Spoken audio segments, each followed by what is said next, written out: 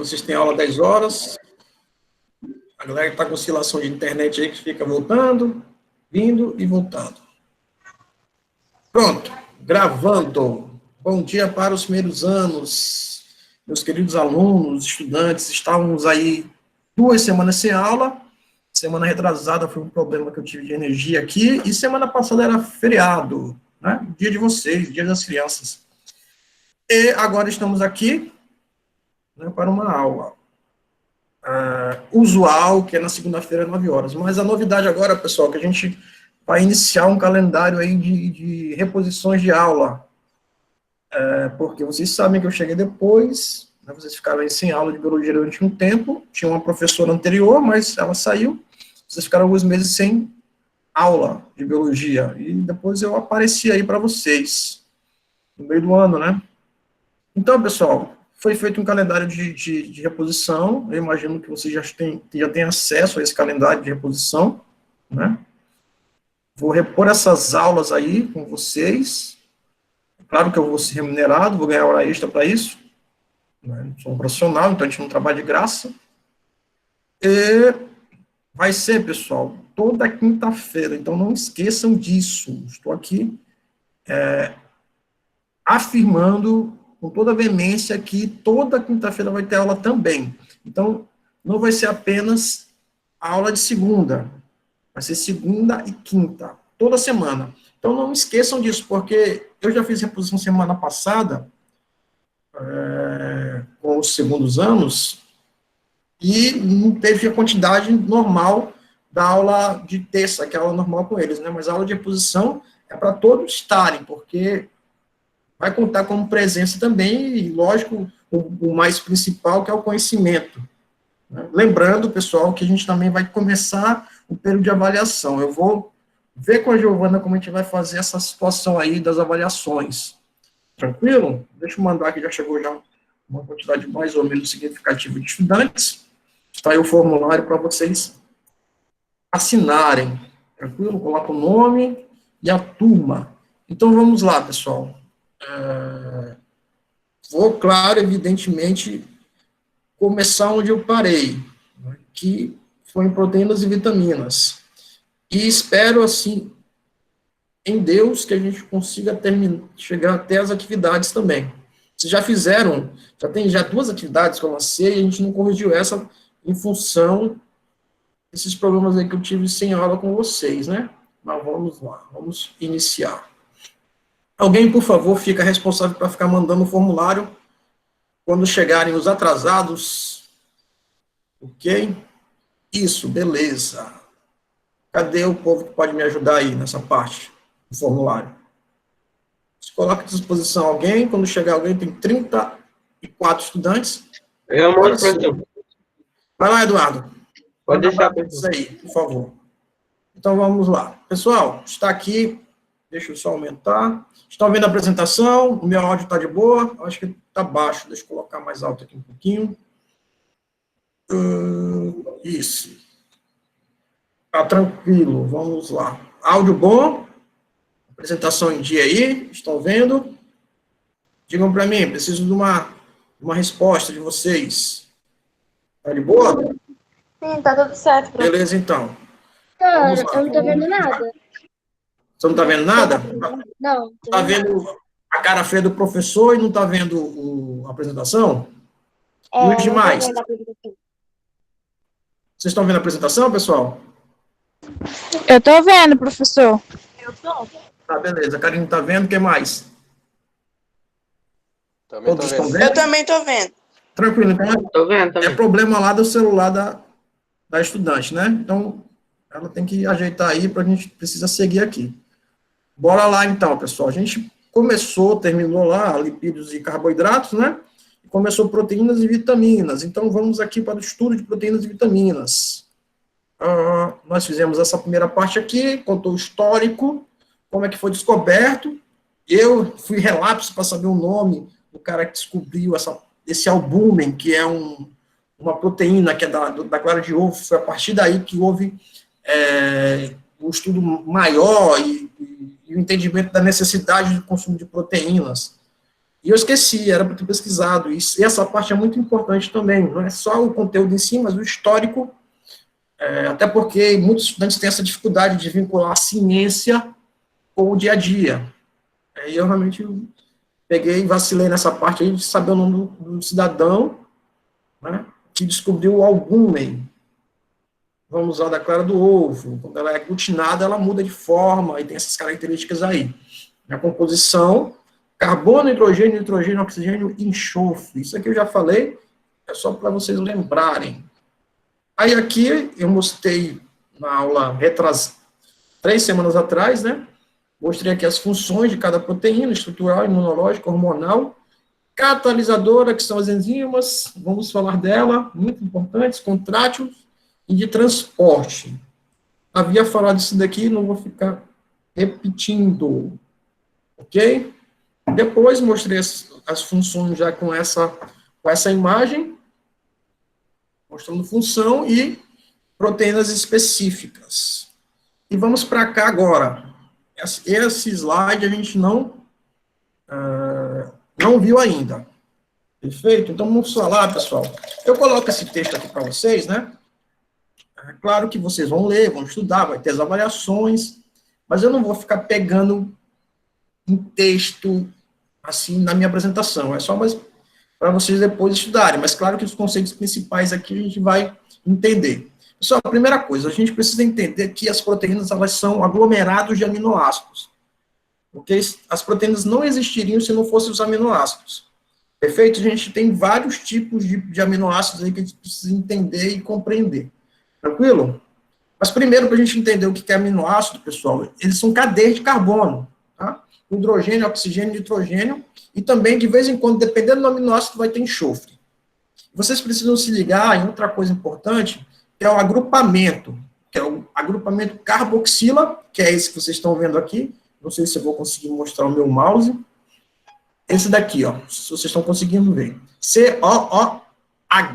Esse é o agrupamento carboxila. Isso quer dizer o quê? Que todos os aminoácidos vão ter esse agrupamento aí. Agrupamento ou grupo. E além desse agrupamento COOH, ele vai ter também o agrupamento amina, que é o NH2. Tranquilo? A amina, ela faz parte da composição da amônia, por exemplo, que é a excreta dos peixes. Perfeito? Aí, pessoal, vamos aqui para essas estruturas que vocês estão mais ambientados. Eu não sei se vocês estão ambientados, porque vocês ainda estão no primeiro ano. Estão vendo aqui do lado, aminoácidos essenciais. Isso daqui a gente vê mais essas estruturas de cadeias orgânicas mais no terceiro ano. Não sei se vocês estão ambientados a isso ainda, mas vamos lá. De qualquer forma, pessoal, eu preciso mostrar para vocês que todos os aminoácidos vão ter o tal do COOH e também do NH2, tá? Então, vocês estão vendo aí, podem ver, a valina tem, a leucina tem, que são todos esses aminoácidos, tá? E todos esses essenciais, e eu vou mostrar para vocês a diferença de essencial e não essencial, tá? E vocês podem ver também, pessoal, que tem o tal do NH2, só que aqui nas estruturas está escrito H2N. Então, nesse caso, pessoal, as substâncias, os compostos, está mais para a química, mas a gente dialoga muito, a biologia e a química dialogam muito. Então, a gente precisa sempre conversar com a química. A disciplina que mais a gente conversa, de fato, é a química, tá? Então, nesse caso aqui, pessoal, esse composto, ele pode ficar o hidrogênio na frente, o nitrogênio atrás, não tem problema. Ah, professor, isso aí não é a amina, né? Porque tá H2N. Não, é a amina. Só tá posta de outra forma. Porque vocês podem ver que o número de átomos, o que é importante é o número de átomos aí, ó. O hidrogênio está com 2 e o nitrogênio está com 1. Amina. Perfeito? Então, lembrar, aminoácido precisa de o COG e o NH2, ou H2N. Tranquilo? Vamos lá. Continuando aqui. Aminoácido, a gente vai achar aminoácido, proteína, nas plantas, e também a gente vai achar, pessoal, a gente consegue produzir esse aminoácido também. Os animais conseguem produzir esses aminoácidos. Então, vamos lá, vocês entenderem direito a diferença entre aminoácido essencial e não essencial. O não essencial, pessoal, é aquele que a gente consegue produzir. Os indivíduos heterotróficos, aqueles que não produzem alimento, conseguem produzir a partir de um outro aminoácido. Tranquilo? Então, se liga nisso daí. Valor não essencial é aquele que a gente consegue produzir. Porque se a gente consegue, a gente está de boa com esse. Tá? A partir de outro que a gente consumiu. Então, eu consumo um aminoácido e consigo, a partir de uma reação orgânica, produzir um outro aminoácido. A gente vai chamar isso de não essencial. E aquele que a gente não consegue produzir, pessoal, que são esses aqui, são alguns, né? Tem vários aminoácidos essenciais. A gente não consegue produzir, a gente vai ter que consumir de outras fontes, das plantas que produzem, né?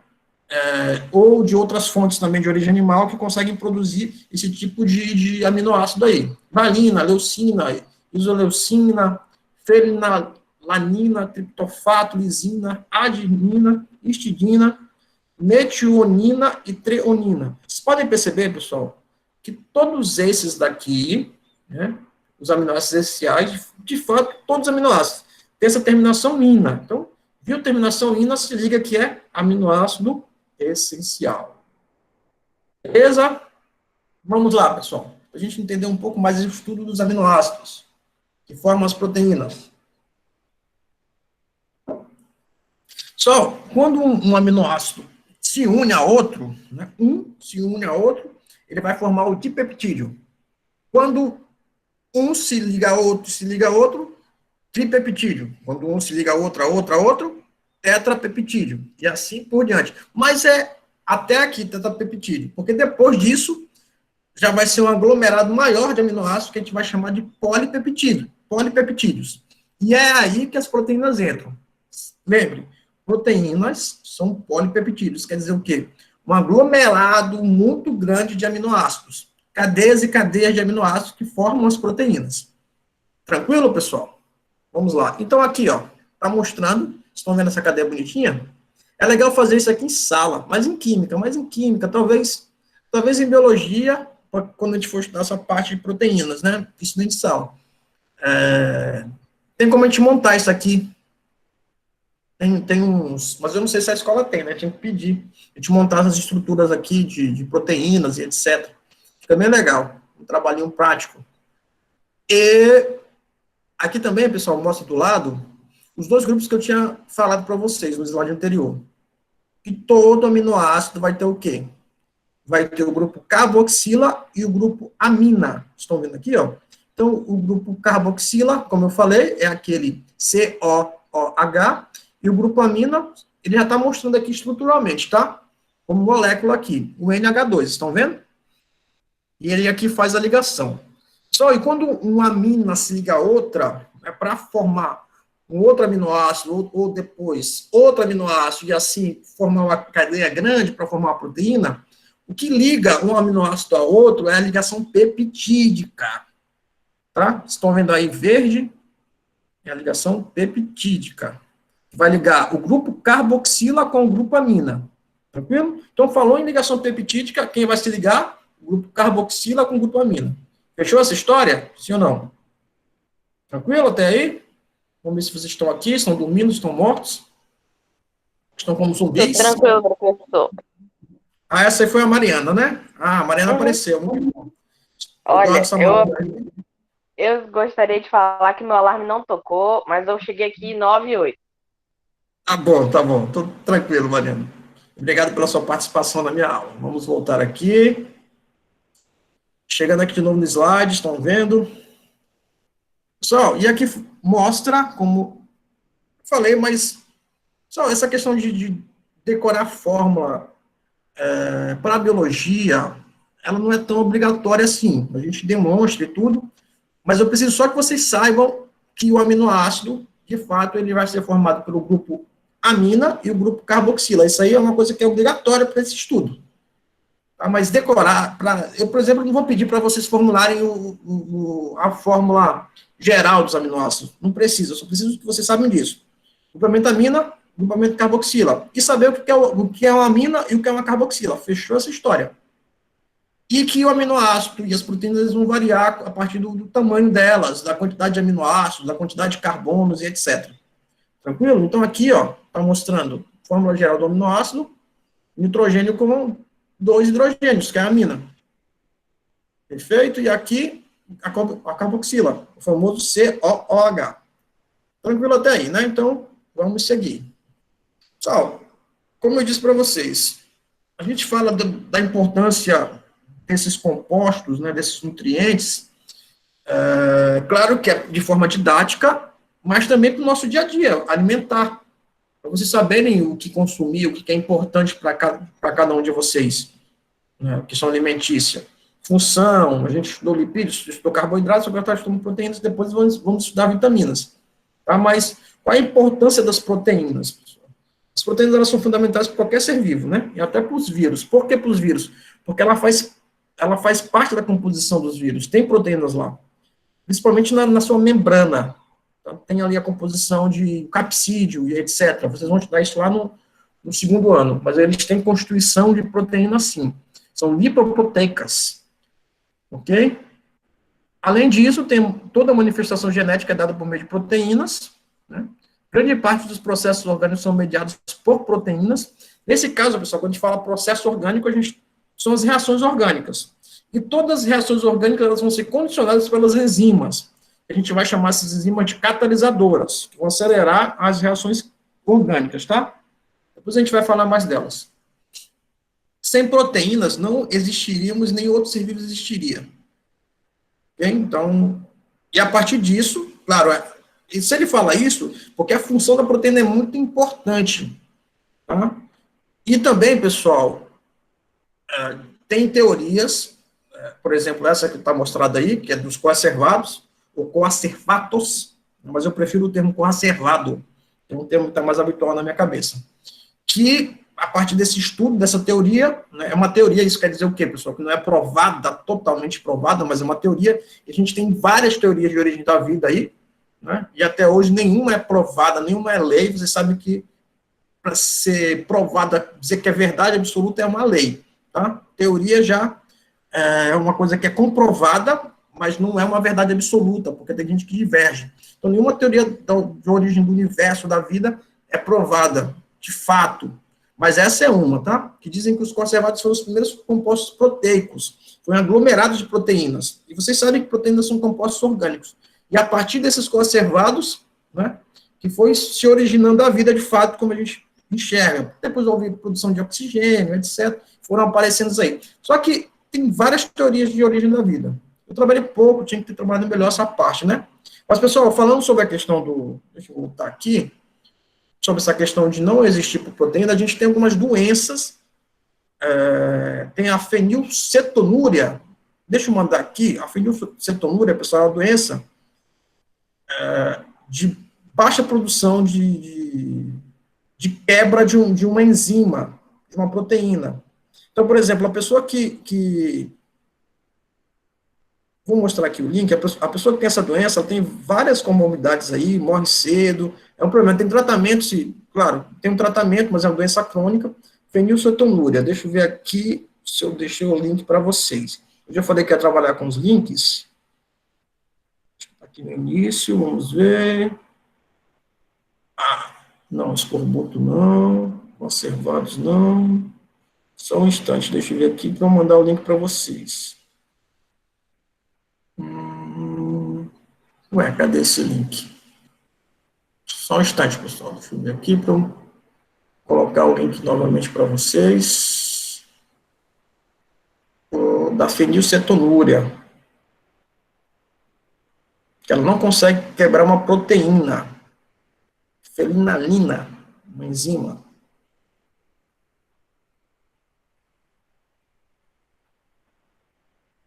Ah, tá aqui, achei.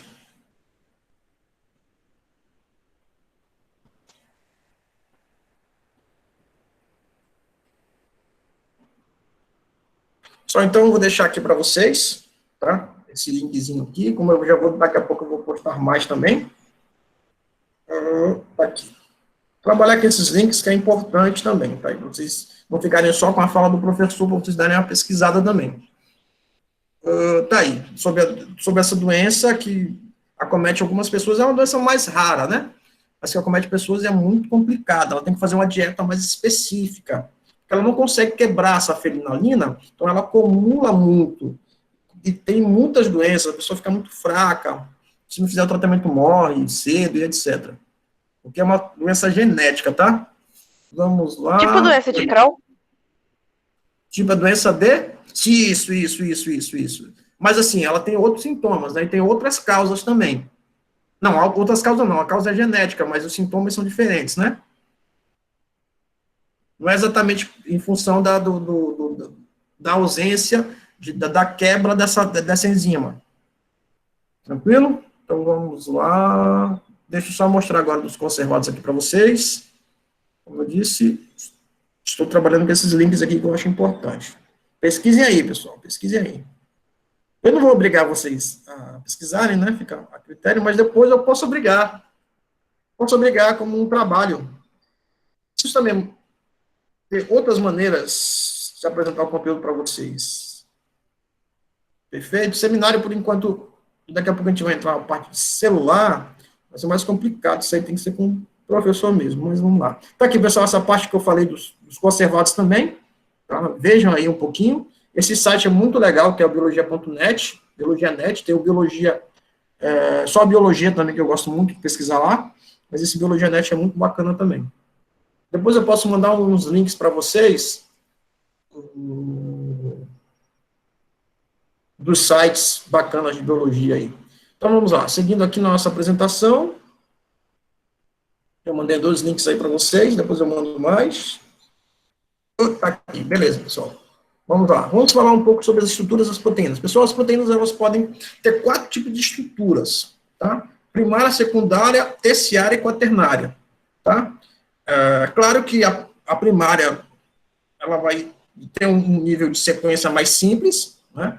Vai ter uma sequência de aminoácidos. Lembre, pessoal, proteínas são aglomerados de aminoácidos. E cada um vai ter uma sequência específica de aminoácidos. Vocês estão vendo aqui, ó, estrutura primária. Não sei se vocês estão conseguindo ver a minha seta, que é essa primeira aqui, estrutura primária. Então, ela vai ter essa sequência aqui de aminoácidos, ó. Histinina, alanina, valinina, leucina e assim por diante. Das primárias. E aqui, a secundária, já vão ter 2 fitas de aminoácidos, também com essa sequência aqui. Depois a terciária, que vai ser esse enovelamento de cadeia polipeptídica, já aumentou, ok? E depois aqui, ó, a montagem das cadeias, estrutura quaternária, que está bem mais enovelada. Tem, claro, uma sequência... O que vai fazer ela ficar desse jeito aí, professor? O que vai fazer ela ficar desse jeito aí, toda misturada aí? Assim, o que vai fazer é o seguinte, são os fatores externos que podem mudar, né, essa estrutura aqui. Mas é o seguinte, é na natureza dela ser dessa forma. De fato, é a natureza dela. Depois pode haver uma mudança na estrutura da cadeia a partir de algumas funções, de alguns fatores externos. Mas é na natureza dela. Ela vai se juntando, fazendo as ligações peptídicas, né? E a partir de diversas ligações peptídicas, vai formando essas cadeias de aminoácido, ok? E vai formando essa estrutura maior que é da proteína, que é um polipeptídeo maior, ok? Mas é da natureza dela, de fato. Como da natureza da proteína primária, da secundária, terciária e quaternária. Mas pode haver uma modificação a partir de fatores externos, como eu disse. Quais são esses fatores, pessoal? É a temperatura, que vai modificar a proteína, o pH do meio, tá? Não sei se vocês estudaram em química, vocês estudaram pH, questão de ácido e base, vocês estudaram isso já com a professora de química? Sim ou não? Tem a fita de pH. Não, mas eu sei. Olha, eu estudei isso ano passado no meu antigo colégio. Ah, mas esse ano ainda não, né? Vai do ácido. Ainda não. Não, mas eu acho que vocês vão estudar isso porque... Vai de 0 a 14, né? Isso, de 1 a 14. Vai de 0 a 14, né? Isso, de 1 a 14. 1 a 14. 1 a 14. 0 não, de 1 a 14. Tá sabendo que o pH ótimo é 7. A professora de química com certeza vai falar isso com vocês, ela só não entrou nesse conteúdo, porque esse conteúdo deve ser mais para frente, mas a gente já está no final do ano, né? Professor, eu sei que tipo assim, os melhores pHs para consumo são de 6 a 8. Isso. São os melhores, exatamente. O bebezinho, por exemplo, ele nasce básico, ele nasce com... Porque o leite é básico, ele nasce com um pH acima de 7, ou 7, que é um pH ótimo, muito bom, ou para mais básico, dependendo da qualidade do leite materno, né?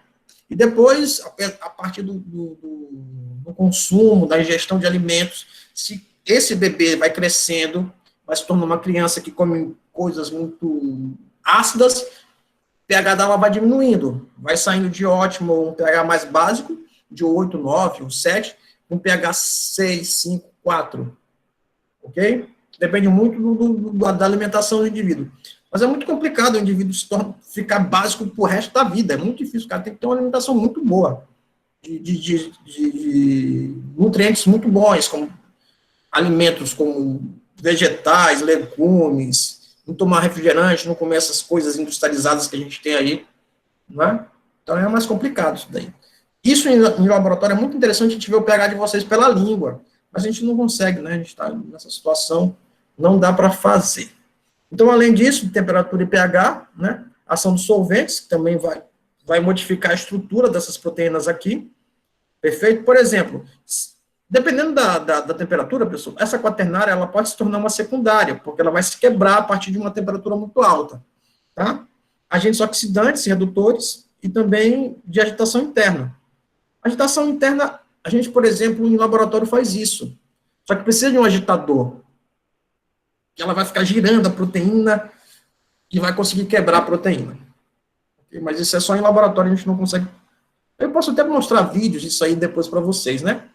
É bem interessante ver a agitação e a quebra dessa proteína. De uma quaternária indo para uma terciária ou até a secundária. Primária eu acho mais complicado fazer. Ok? Vamos lá. Vamos seguir, vamos ver que horas são. 9h28. Pessoal, e aqui a gente chega já na composição elementar das proteínas. Como eu disse, pessoal, lá no início, já há um tempo atrás, eu disse que as proteínas elas são compostas de carbono, nitrogênio, hidrogênio, oxigênio, enxofre e tá aí o fósforo. Eu não tinha colocado o coitado do fósforo, porque é uma quantidade muito irrisória, mas ele também compõe as proteínas, depende das proteínas. Lembrando que, lembrem, proteína, aminoácido vai ter o grupo COH e o NH2. Claro que o NH2 tem nitrogênio, e o COH tem carbono e oxigênio. Ok? Tá aí, ó, nitrogênio, 15,5 a 18, de porcentagem, né? Carbono 51, quer dizer, tem uma quantidade muito grande aí de carbono, claro, tem mais carbono que qualquer outro elemento. Hidrogênio 6,5, 7,3, oxigênio 21 a 23, também tem uma quantidade significativa de oxigênio. Enxofre, 0,5 a 2. Antigamente tinha acho que eu já falei isso para vocês, né, do enxofre. Diziam que era o perfume do capeta, mas é uma coisa antiga, o povo falava isso, porque é muito mal cheiroso, né, dizem que o capeta fede, aí eu não sei. Okay? Ah, eu já ouvi esse negócio. Falaram que o cheiro dele poderia ser de enxofre, porque é cheiro ruim. Isso, exatamente. E o enxofre, pessoal, eu já trabalhei como professor de química em laboratório, o enxofre realmente é fedido. Quando a gente está fazendo uma reação química com ele, aí que fede mesmo. A gente faz uma reação de combustão, por exemplo, de queima com ele, meu pai amado, eu fiz, ninguém conseguiu ficar na sala direito. Porque realmente exala. Mas quem é que foi cheirar? A gente estava todo mundo de máscara, mas assim mesmo causou Eu já tive vários problemas com isso quando era professor de química. Gente passando mal, faz parte. Vamos lá, vamos seguir, pessoal. Fósforo, já tem essa quantidade irrisória aí. Opa, foi para cá. Só agora vamos falar das enzimas. Como eu havia dito para vocês, né, as enzimas elas têm uma função muito importante para os nossos processos biológicos, tá? Porque ele funciona como um catalisador biológico. O que é um catalisador, pessoal? Um catalisador, ele é ele é um dispositivo, digamos assim, biológico, que vai acionar a reação química. Muita gente tem essa questão de falar assim, acelera, também acelera, mas ela aciona a reação. É a partir dela que vai haver a ativação dessa reação. Então, dizer que o catalisador ele tem a função de acelerar é um pouco errada, porque, na verdade, ele vai ativar a reação vai estar parada, e o catalisador vai ativar essa reação química. Ok? Como é que ela ativa essa reação química, pessoal? A partir ela vai diminuir a energia de ativação dela, tá? Dessa forma, aumentando essa velocidade, ativando a reação química e acelerando. Então, tem esse processo aí, ativa e acelera. Ok? Então, tem essa função específica aí da enzima. De ativar, vai diminuir a energia de ativação, e a partir disso, a reação começa a funcionar, começa a ser realizada e acelerar essa reação química. Entenderam, sim ou não? Nesse caso, pessoal, nesse caso, ela tem essa função de acelerar a reação química, de fato, diminuindo a energia de ativação dela, né? Começa a funcionar, começa a realizar essa reação química, mas ela não é consumida nesse processo. Ela fica desde o início do processo da reação química até o final. Lembra, pessoal, lá na reação química, lá na química, vocês sabem que tem os reagentes e tem os produtos. Então, nesse caso, a enzima, ela não vai ser consumida. Vocês sabem que uma reação química, os reagentes são consumidos e formam os produtos. Pode haver perda se for numa reação aberta, se não for uma reação fechada, né? Pode haver perda para o meio ambiente e com certeza vai haver uma transformação aí para um novo produto. No caso das enzimas, elas entram só para acelerar a reação de fato. Porque vai para acontecer realmente de fato essa reação. E ela não vai ser consumida. Pessoal, há mais ou menos 2.000 enzimas, tá? Conhecidas atualmente. E cada enzima, pessoal, ela tem uma reação específica para ativar, tá? Para acelerar, digamos assim. Ok? Uma enzima, ela não funciona em duas reações, em dois substratos, em duas substâncias. Perfeito? E depois a gente vai ver isso direitinho também. Ok? Então, vamos lá. Isso aqui eu já falei. Outra coisa importante, pessoal. Tem alguns fatores que vão influenciar na atividade enzimática, que é a temperatura e o pH. Principalmente essas duas aí, pH e temperatura. Mas eu digo também, pessoal, que a pressão também pode influenciar na atividade enzimática. Ou pode acelerar mais ainda a reação química, ou pode diminuir um pouco essa reação química que foi catalisada pelas enzimas. Tranquilo? Então, vamos lá. Pessoal, aqui mostra... Professor. Oi. Mas que tipo de efeito a pressão causaria nas enzimas? Não é exatamente na enzima, tá? É na atividade enzimática, na velocidade da reação química, tá? A temperatura, se aumentar a temperatura, né, vai aumentar a reação química, ok? Ela já está acelerando e vai aumentar mais ainda. O pH também pode influenciar nisso. A pressão, se você diminuir a pressão, o que acontece com a reação química? Eu já estou indo para a seara da química, mas vamos lá. Diminuir a pressão. Por exemplo, pense numa panela de pressão. E pense numa panela normal. Claro que a panela de pressão, o feijão vai ficar pronto mais rápido, por exemplo, na panela de pressão, vai ter muita pressão. Então, a reação ali vai ser muito mais rápida. Porque a pressão está... Quer dizer, diminuir não, aumentar a pressão, né? Desculpa. Se você aumentar a pressão, claro que vai aumentar essa reação. Eu falei diminuir, né? Aumentou a pressão, aumentou a reação. Diminuiu a pressão, diminuiu essa reação também. Entendeu? Sim ou não? Sim. Tranquilo. É mais fácil pensar na panela de pressão mesmo.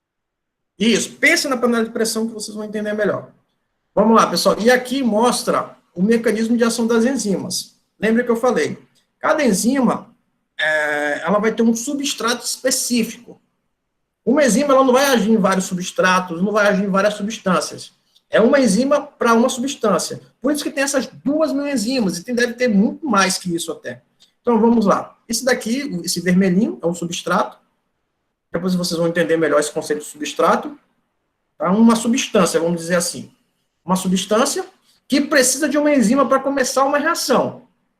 Perfeito? Está aqui a enzima.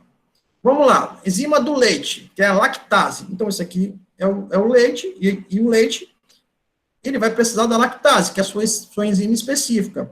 E nesse caso aqui, pessoal, ele vai ter como se fosse um código específico, tá? Vai ter aqui, ó, esse encaixe, que vai ser específico para a lactase. Então, todo leite tem esse encaixe específico para essa enzima que a gente vai chamar de lactase. Então, ela vai, essa parte azulzinha aqui, ó, entra aqui, e essa parte aqui, que é um composto orgânico, esqueci, aneuromático, olha aí, ó, lembrei, que a química, que não é minha área, a química não é minha área é biologia, né, às vezes a gente esquece algumas coisas da química aí, né, mas eu não sou obrigado, né, porque eu não sou químico, eu sou biólogo, mas preciso sempre dialogar com a química também. Mas vamos lá, aqui um aneuromático, e aqui a enzima, né, formada, encaixando perfeitamente nesse substrato, nessa substância aqui, que eu dei o exemplo do leite. Depois que ele faz a reação, porque lembrem, né, a enzima tem essa função catalisadora para acelerar a reação química. Depois que fez a sua função, ela sai para catalisar outra substância e sai aqui, ó, sem dano nenhum. Igualzinha do jeito que ela começou a reação. Ela não é alterada nessa reação. Entenderam essa parte, pessoal? Sim ou não? Tranquilo? Sim, sim. Tá de boa. Tá de... Ah, que bom. Mas foram sim, então desanimador. Tem gente chegando aqui, cadê? Mas assim, já tá chegando no final da aula, né?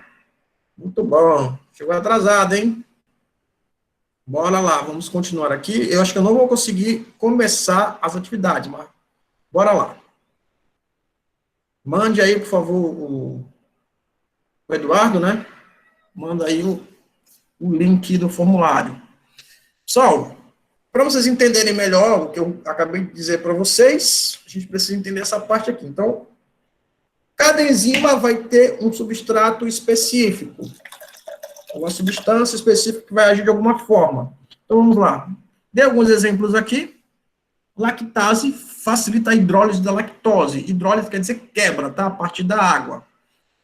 A lipase facilita a digestão de lipídios. Se a gente não tivesse essa enzima, pessoal, por isso que é importante ingerir proteínas, porque as enzimas que são aglomerados de proteínas têm várias funções específicas dentro do nosso organismo. Essa, por exemplo, lipase, ela quebra lipídio. Imagina se tiver lipase no teu organismo, como é que tu vai fazer para quebrar essa gordura? Fala aí para mim. Não? Protease atua sobre as proteínas. Urease facilita a degradação da ureia. Também tem uma função muito importante. Porque vocês sabem que a ureia é nosso excreto nitrogenado. Excreto nitrogenado que é dos mamíferos, perfeito? Vocês sabem que é excreto nitrogenado, né? Nossa urina. Ok, depois tem aqui a pitialina ou amilase, atua na degradação do amido na boca, transformando em maltose. Também tem essa função específica aí. Pepsina ou protease, atua sobre proteínas, degradando-se em moléculas menores. Cada uma tem uma função específica aí. A tripsina participa da degradação de proteínas que não foram digeridas no estômago. Então, claro que tem uma parte que não consegue ser digerida, e a tripsina, ela entra aí para degradar as que não conseguiram ser digeridas no estômago. Perfeito? E aqui mostra uma dessas enzimas, que no caso aqui é a protease. Olha como é que ela é. Ok? Várias fitas aí de aminoácidos para formar as enzimas aí que são proteínas. Ainda bem que a gente não tem que desenhar isso, porque o trabalho que ia dar. Pessoal, isso aí é para desenhar ou fazer massinha. Massinha, não sei, talvez, se a gente tivesse em sala de aula, né? Mas eu não sou muito dessas coisas muito lúdicas. Isso é mais para o fundamental, né? Essa partezinha assim. Mas a gente precisa também ter uma aula dinâmica, então a gente tem que achar um jeito também prático de fazer esse tipo de coisa, né? Tem uma amiga minha que gosta muito de fazer isso no ensino médio. Tudo bem, e eu vi ela fazendo, né? Eu ficava assim, porque não é muito meu feitio de fazer esse tipo de coisa, né? Eu gosto da aula prática, mas uma aula mais objetiva, lúdico, para ensino médio, já tem que ter um certo cuidado, porque falar, precisa ser coisa de criança, que não sei o quê. Então vamos lá agora, pessoal. Deixa eu ver que horas são. Temos 9 minutos para iniciar o estudo das vitaminas. Vitaminas, elas são também nutrientes muito importantes, né? Já tem uma quantidade menos nossa composição, então, por isso, de fato, a gente precisa consumir de outras fontes, e a gente vai ver muito sobre essa questão, principalmente das funções, e eu coloquei isso nas atividades para vocês também. Como eu disse, elas não são fabricadas no organismo, então a gente precisa ingerir por meio de alimentos, e cada uma tem uma função específica e muito importante para a gente. A gente vai encontrar em diversos alimentos as vitaminas, né? No leite, nos derivados do leite, nos legumes, cereais, verduras, frutas, carnes, né? Tem diversos alimentos aí que a gente vai ver proteínas, né, em sua composição, e proteínas, desculpa, estou começando a viajar, vitaminas em sua composição, e cada vitamina tem a sua função específica, ok? Então, pessoal, as vitaminas, elas vão se dividir em 2 tipos, tá? As lipossolúveis, que são solúveis em lipídios, e as hidrossolúveis, solúveis em água. As lipossolúveis, pessoal, as principais são essas daqui que vocês estão vendo, ó, vitaminas A, D, E e K. Depois a gente vai ver as funções aqui. E as hidrossolúveis, vitamina C e complexo B. Vitamina C é chamada também de ácido ascórbico. E é muito importante que vocês tenham esse consumo de vitamina C. Ou nos alimentos, eu, por exemplo, eu tomo vitamina C, né? Eu não tenho muito consumo de vitamina C na minha alimentação, mas por isso, às vezes eu como uma tangerina, alguma coisa assim, né? Eu não gosto muito de consumir laranja, são outras frutas que eu gosto. E por isso eu também tenho que ingerir vitamina C, a gente sabe, tem essa consciência que a gente precisa dessas vitaminas. Como precisa de proteínas, como precisa de lipídios de forma moderada, de carboidrato de forma moderada, também precisa muito de vitaminas, que tem funções muito específicas para a gente aí. Então, aqui eu estou mostrando para vocês esse quadro. Quem pode, pessoal? Vamos fazer assim. Eu já falei muito. Hoje, a gente tem alguns minutinhos ainda. Um estudante para ler a vitamina A. Como atua no organismo? Professor. Onde encontrar e o que a falta dela pode causar. Pode ler. Onde encontrar? Onde encontrar o que falta dela pode causar, tá? Então vamos lá, vitamina A, quem pode? Eu. Pode ler, por favor. É importante para os olhos e a visão, para o sistema imunológico e para o crescimento e desenvolvimento ósseo. Onde encontrar fígado, abacate, leite, gema de ovo, sardinha, batata doce, abóbora, manga e maçã. O que a falta dela pode causar? A deficiência mais conhecida é a xeroftalmia, né? Cagueira noturna. Maravilha. Muito obrigado. Quem foi que leu? Tainá Almeida. Muito obrigado, Tainá. Então, a vitamina É cegueira. A... Isso, vamos lá. A vitamina A... Cegueira! E cegueira noturna. A vitamina A, ela tem essa função específica para a nossa visão. Tranquilo? Então, vamos lá. Sistema imunológico também. Vitamina B, quem pode ler a vitamina D aí pra gente, por favor? Eu. Vai lá, manda brasa. O complexo B é formado por 8 tipos diferentes de vitaminas, todas elas atuando em importantes funções vitais. B1, B2, B3, B5, B6, B8, B9 e B12. Onde encontrar? Carne, aves, peixes, laticínios, gema de ovo, feijão, arroz, cereais integrais, legumes, verduras, frutas, variadas, aveias, nozes, cevadas, sementes de girassol. O que a falta dela pode causar? A B1, beriberi, B2, lesões dos lábios, B3, pellagra, doenças caracterizadas por dermatite, diarreia e demência, B5, cãibras, cólicas, B6, aftas, náuseas, B8, furúnculos, e a outra não estou vendo. Anemia, fraqueza. E anemia e fadiga. Ok, quem foi que leu? Eduardo. Eduardo, muito obrigado. Pessoal, a vitamina B, ela é sempre exposta como complexo B, e também ela é muito importante para as funções vitais do organismo, para evitar essas diversas doenças aí. Só que eu vinculo uma, que é a anemia, pessoal. A anemia está muito ligada à questão da concentração de ferro, quem tem pouco ferro no sangue, não consegue fazer o transporte, né, porque o ferro ele faz parte da composição do sangue, e causa essa questão da anemia aí. Não consegue levar, por exemplo, oxigênio e nutrientes para o resto do corpo. Consegue, mas de forma mais lenta, né, mais devagar, e a pessoa fica fraca. Mas também, quem não consome vitamina B, do complexo B, também tem esse problema de anemia. Tem todos esses problemas aí, mas fraqueza, náusea, furúnculos, como o Eduardo leu, mas a anemia, eu bato nessa questão da anemia também. Vitamina D e ferro, vocês precisam consumir. Ok, vamos lá para a vitamina C. Quem pode ler para a gente? Eu. Isso, vamos lá. Como atua no organismo? É antioxidante, auxilia no combate ao câncer, beneficia ossos, dentes e tendões, previne gripes. Onde encontrar? Acerola, laranja, mexerica, conhecida também como tangerina, bergamota ou pocã, conforme a região do país, pocã. Morango, legumes e folhas verdes escuras. O que a falta dela pode causar? Escorbuto, doença caracterizada por hemorragia, inchaço e pus na gengiva, feridas que não cicatrizam, dentes moles, cansaço e dores no corpo. Ok, foi a Mariana que leu? Sim, senhor. Muito obrigado, Mariana. Então, a vitamina C, pessoal, é uma vitamina que eu levanto a causa dela, certo? Tomem vitamina C, consumam vitamina C, porque ela é muito importante para a gente, ok? Essa questão do sistema imune, principalmente, aqui não colocou mais ou menos, porque ela fala de antioxidante. E antioxidante, claro que atua também como, ajuda no sistema imunológico também. Mas o consumo dele realmente é para isso, para a gente melhorar nosso sistema imunológico.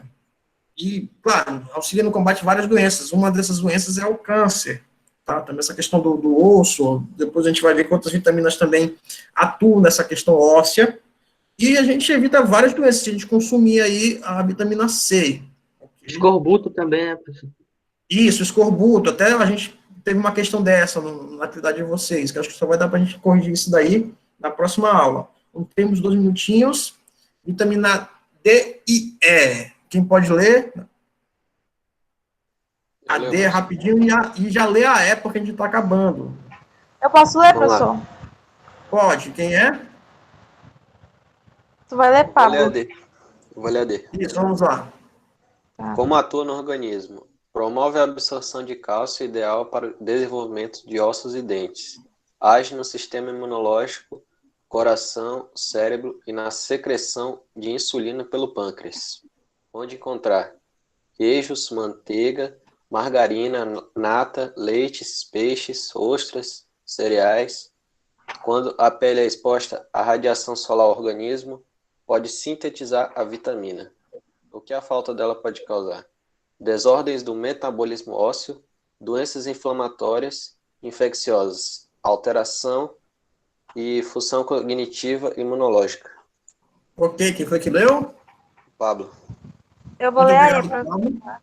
Isso, mas deixa eu só dar uma falada aqui da D, né? A D, pessoal, ela tem uma importância muito relacionada com a questão óssea, né? Então, quem tem, por exemplo, baixo consumo de D, tem enfraquecimento ósseo, a questão dos dentes também ficam enfraquecidos, e também atua no sistema imunológico. E se você não consumir, você pode ter baixa imunidade, problema ósseo, etc.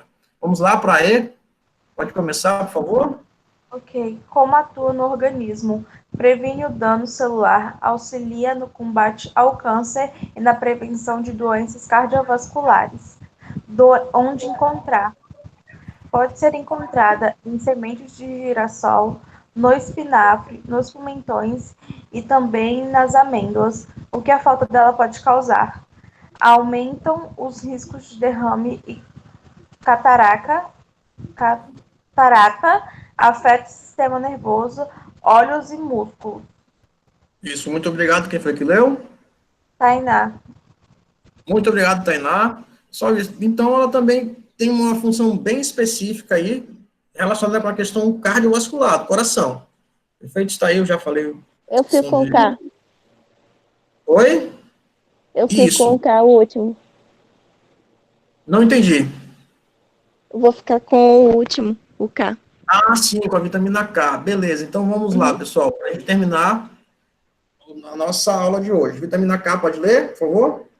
Como atua no organismo?